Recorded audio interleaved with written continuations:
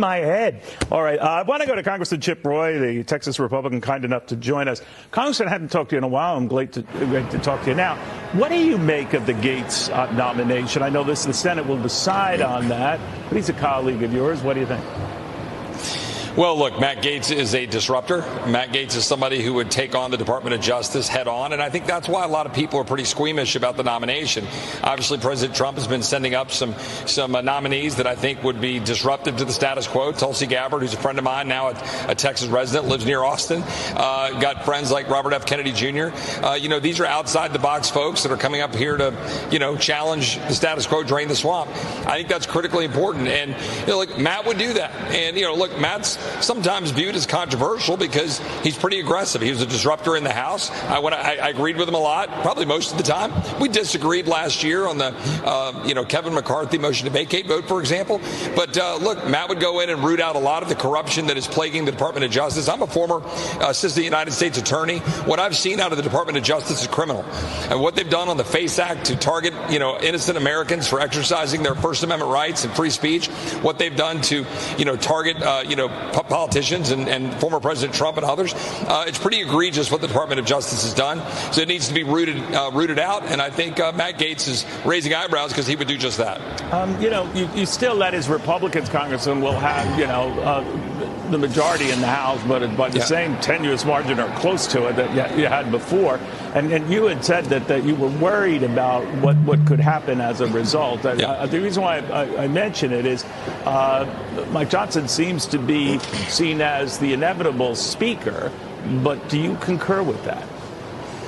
Well, look, Mike Johnson's a friend. We were literally just talking a few minutes ago. The Republican conference is meeting as we speak about a lot of the rules that were raising eyebrows.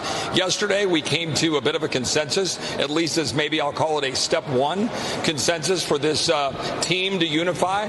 I'm proud to be a part of a team like this, but you know what? The team's got to win. We got to win the game.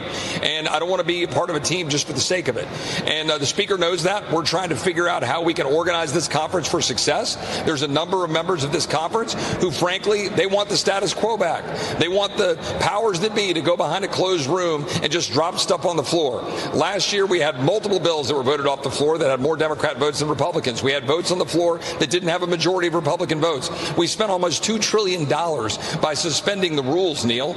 We passed $200 billion last week on a so-called windfall elimination program that's unpaid for. $200 billion that will cause Social Security to be bankrupt 6 months earlier, stealings from people who depend on it.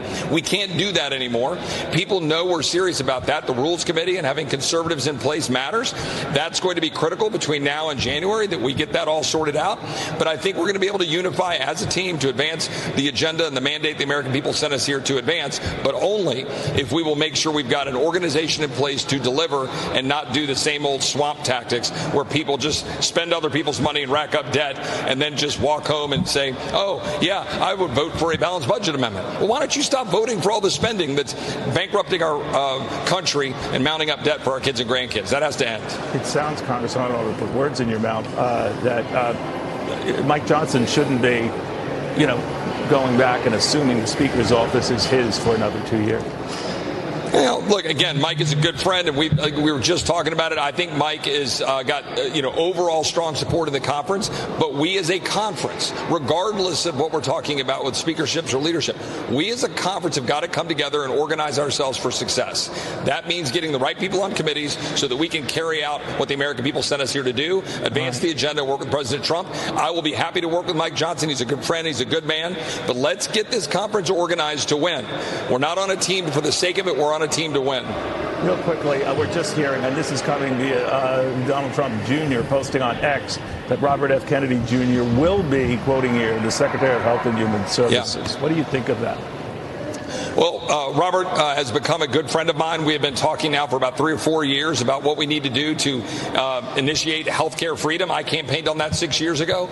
We need to root out the bureaucracy here, beat back the insurance companies, the pharma companies, the big hospital corporations that are rolling over the little guys. We need to root out all the corruption in this town, stop the mandates, free people up so they can have health savings accounts and go to the doctors of their choice rather than being told who to go get their health care from. I think Robert is another disruptor. We need a disruptor. I be glad, and I look forward to working with him. And I've got great bills and a great agenda to work side by side with Robert and Callie Means and all the other great disruptors that the president's sending to Washington.